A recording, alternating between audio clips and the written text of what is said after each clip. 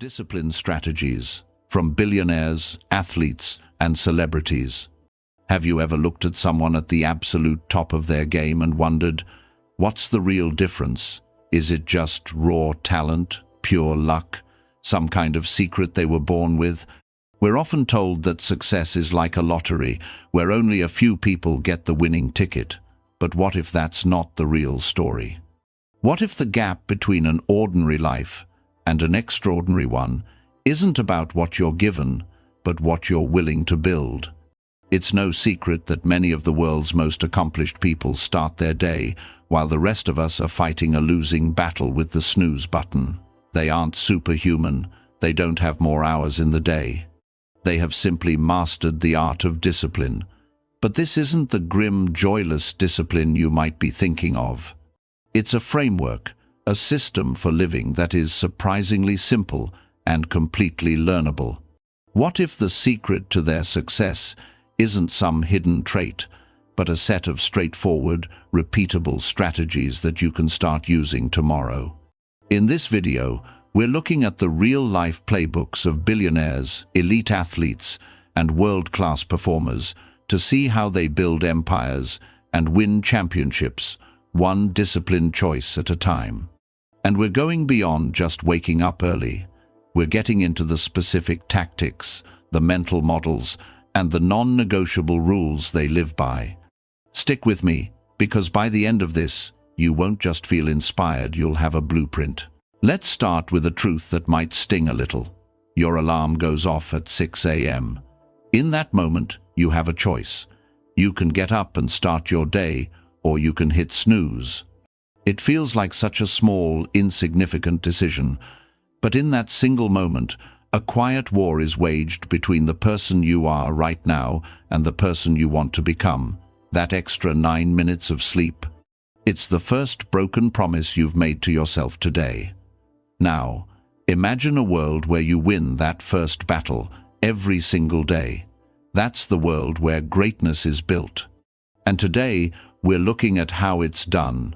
The morning keystone, how you start, is how you win. The first, and maybe the most important, strategy isn't just about waking up early. It's about what you do with that quiet, uninterrupted time. Let's call it the morning keystone.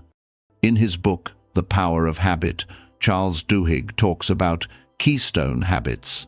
A keystone habit isn't just a good routine. It's the one habit that sparks a chain reaction, making other good habits fall into place almost automatically. For so many titans of industry and sports, winning the morning is that keystone. Take Tim Cook, the CEO of Apple. The man runs one of the most valuable companies on the planet. According to reports, his day starts not at 9 a.m., but closer to 3:45 a.m.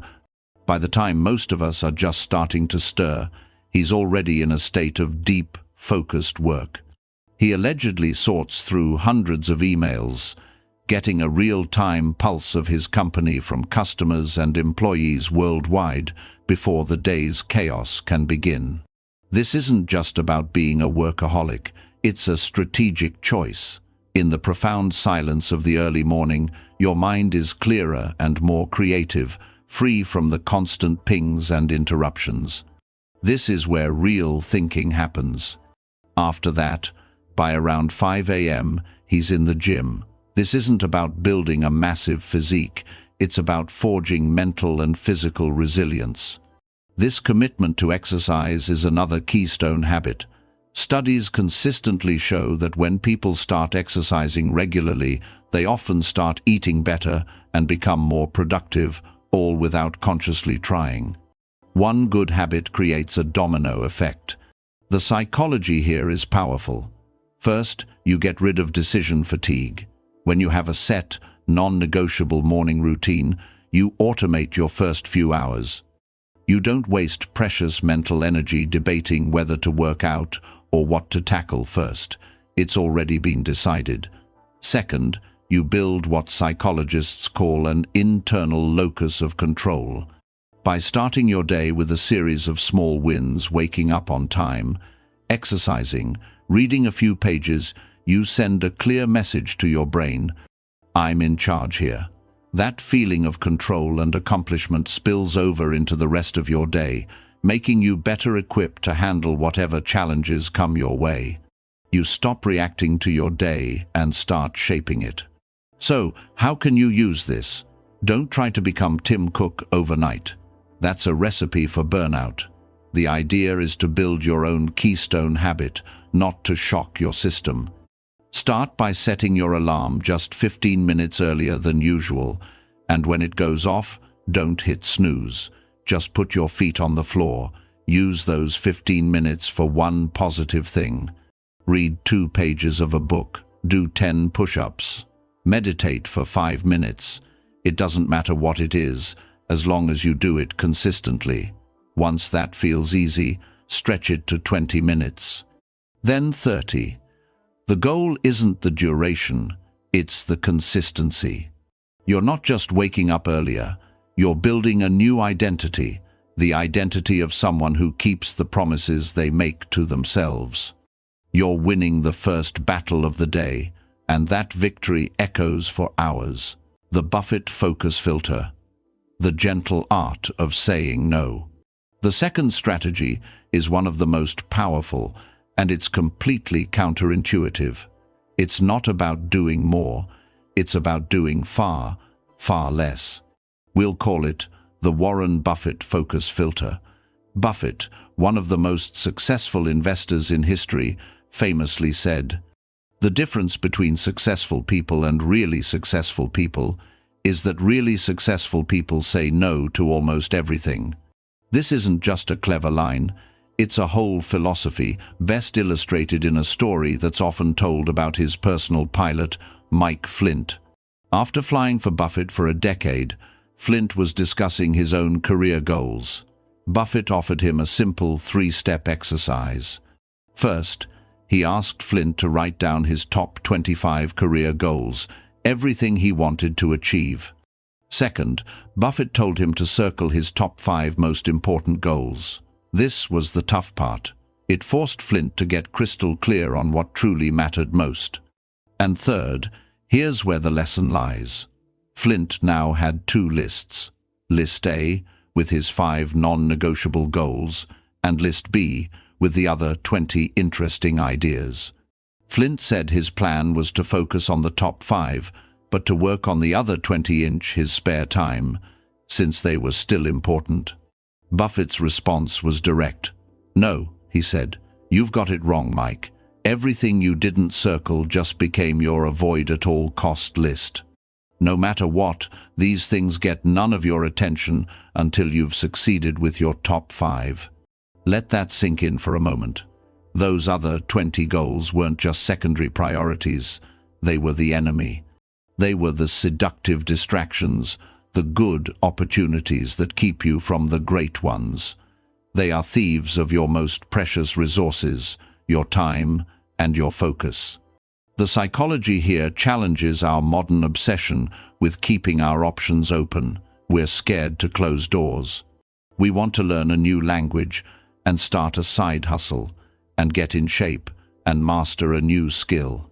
But by dividing our attention, we practically guarantee we won't make meaningful progress on any of them. The focus filter works because it honors a fundamental law of energy. It's finite. When you spread it too thin, you have no impact. But when you concentrate it, you can create a force powerful enough to break through almost any obstacle. Every minute you spend on goal number 17 is a minute you're stealing from goal number 1. The world's most disciplined people aren't the ones with superhuman willpower. They're the ones who have designed their lives so they have to use it as little as possible. Saying no to those 20 other items is a form of life design. You are curating your focus, protecting it fiercely. Here's how you can do this. As soon as this video is over, grab a piece of paper. Write down the top 25 things you want to accomplish in the next year or 5 years. Be honest. Now, force yourself to circle only 5. It will feel hard. It might feel like you're giving up on your dreams. You're not. You're finally giving your most important dreams a real chance to succeed. Now, take that list of the other 20 things and put it somewhere you can see it. This is your avoid at all cost list. It's your anti-to-do list. These are the shiny objects you have to ignore, the quick coffee chats you must decline, the new hobbies you have to postpone. Your discipline will be measured not by the 5 things you do, but by the 20 things you find the courage not to do. The Mamba mentality. Fall in love with the process. The third strategy shifts from what you do to how you do it. It's a mindset so intense it has its own name. The Mamba mentality, perfected by the late, great Kobe Bryant. This isn't about waiting for motivation to strike. It's about a deep, consuming obsession with the process of getting better. Kobe once said, "Those times when you get up early and you work hard, when you don't feel like working, but you do it anyway, that is actually the dream." For Kobe, the dream wasn't just holding the trophy. It was the daily, relentless, and often boring grind of mastering his craft. The stories of his work ethic are legendary. He was famous for showing up to practice at 5 a.m. in high school and making teammates play one-on-one games to 100. In the NBA, he'd be on the court shooting hours before anyone else arrived. He wasn't just putting in time. He was engaged in what's known as deliberate practice. Deliberate practice isn't just mindless repetition. It's a highly focused effort to improve a specific skill. It means operating just on the edge of your comfort zone, constantly seeking feedback and refining your technique over and over again.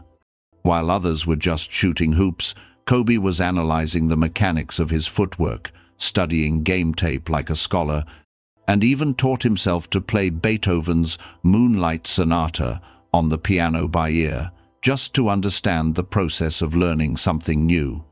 This obsession changes everything psychologically. It shifts your source of validation from the outside world, praise, trophies, money, to your inner world, the deep satisfaction of improvement. When the work itself becomes the reward, you become unstoppable. You no longer need inspiration or recognition from others to keep going. Your fuel source is internal and infinite. This is why Kobe could play through injuries that would sideline anyone else. His identity wasn't just basketball player, it was the hardest worker in the room. And that was something no one could ever take from him. As he put it, "I can't relate to lazy people. We don't speak the same language. I don't understand you. I don't want to understand you." That wasn't arrogance, it was the unwavering standard he held for himself, born from a true love for the process. So, how do you build your own Mamba mentality? You have to learn to love the boring parts. Greatness is built in the unglamorous, repetitive tasks that most people find too dull to stick with. Pick one critical skill in your life or career that you want to improve: writing, coding, public speaking, anything. Now, create a micro-routine around it. This isn't about adding hours to your day, it's about adding deep intention to your minutes. Dedicate just 25 minutes every day to the deliberate practice of this skill. During this time, you must be totally focused, no phone, no email, no distractions. Push your edge. Don't just do what's easy. Identify a specific weakness and work on it. If you're a writer, obsess over crafting better opening sentences. If you're a coder, tackle that one bug that's been driving you crazy. Get feedback, record yourself, ask a mentor for notes, analyze your own performance without ego. Where could you be 1% better? The key is doing this every single day. Don't worry about the final outcome. Focus on the quality of each repetition. Over time, you won't just improve your skill, you'll change your relationship with hard work. You'll start to find joy not just at the finish line, but in the disciplined and beautiful process of the journey itself. The Serena Williams control system: design your default. Our fourth strategy gets at a truth most of us ignore. Willpower isn't endless. It's a finite resource that runs out, just like a battery. The world's most disciplined people understand this, so they don't rely on it. Instead, they become architects of their lives. They build an environment where doing the right thing is the easiest thing. This is the Serena Williams control system. Serena Williams became one of the most dominant athletes in history, not just through sheer force of will, but by meticulously engineering her world for success. From her training and diet to her business ventures, everything was structured to remove friction and make discipline automatic. While juggling her tennis career, a new baby, and a venture capital firm, she used apps to track her time, not to be obsessive, but to gather data and optimize her life. She established that morning time is tennis time. From 9 a.m. to 1 p.m., she was on the court and completely unavailable to anyone else. That's environmental design. She created a fortress of focus. The psychology is simple but profound. Your environment shapes your behavior more than your intentions do. As James Clear explains in Atomic Habits, we are constantly being nudged by cues around us. If you leave cookies on the counter, you're going to eat more cookies. If your phone is buzzing next to you while you work, you're going to get distracted. Trying to use willpower to resist these constant temptations is like trying to swim against a strong current. It's exhausting, and eventually you'll get tired and give in. The elite don't fight the current. They change its direction. They make good habits easy and bad habits hard. They design their physical space. A clean workspace invites focus. They design their social space. Surrounding themselves with other ambitious people makes that behavior feel normal. And they design their digital space, turning off notifications to protect their attention. Serena's training routine was a masterclass in this. Her day was structured with blocks for practice, strength training, and even dance classes for cardio. Her meals were planned to fuel her body for peak performance. This structure wasn't a prison, it was a framework that created freedom. Freedom from having to decide what to do next, freedom from temptation. By controlling her environment, she saved her precious willpower for the moments that truly mattered, like a tie-break in a Grand Slam final. Here's how you can do this. Become the architect of your own discipline. Do a quick discipline audit of your three main environments: your home, your workspace, and your phone. For each one, ask yourself, does this space make my goals easier or harder to achieve? Then, make one small change in each environment. Your physical space. Want to work out in the morning? Lay your gym clothes out the night before. Want to read more? Put a book on your pillow instead of your phone. Want to eat healthier? Move the junk food to a high shelf and put a bowl of fruit on the counter. Reduce the friction for good habits. Increase it for bad ones. Your social space. Think about the 5 people you spend the most time with. Do they lift you up or drag you down? You don't have to cut people out of your life, but you can be intentional about who gets your best energy. This week, make a point to connect with someone who inspires you. Their mindset is contagious. Your digital space. Your phone is probably the biggest enemy of your focus. Go into your settings right now and turn off all non-essential notifications. Move social media apps off your home screen into a folder. And give yourself one simple rule: no phone for the first hour of your day. These changes seem small, but their effect over time is huge. You stop fighting a constant battle with your environment and instead turn it into your greatest ally. You create a life where discipline isn't a struggle, but your default setting. We've covered 4 powerful strategies, but learning is one thing and doing is another. The common thread in all of this is consistency.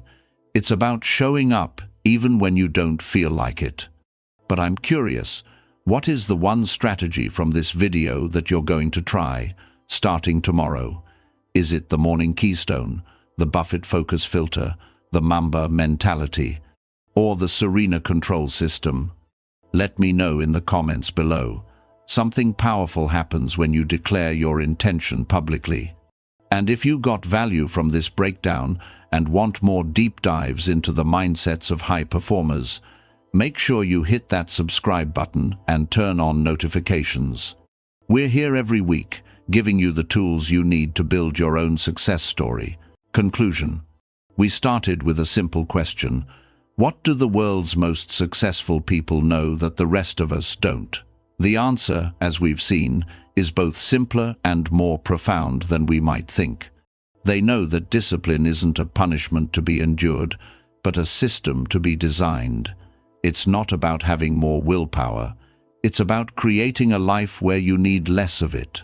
It's about winning the morning to build momentum, like Tim Cook. It's about having the courage to say no to the good so you can focus on the great, like Warren Buffett. It's about falling in love with the unglamorous process of getting better, like Kobe Bryant. And it's about becoming the architect of your environment, so success becomes the default path, like Serena Williams. These aren't secrets reserved for a lucky few. They are strategies, they are frameworks, and most importantly, they are choices. The discipline that builds championships and empires is forged in thousands of small decisions, made day in and day out. It starts with the choice not to hit snooze. It continues with the choice to focus on what truly matters, and it solidifies with the choice to do the work, especially when no one is watching. Your potential is not your destiny, your habits are. Start today, start small, and never stop.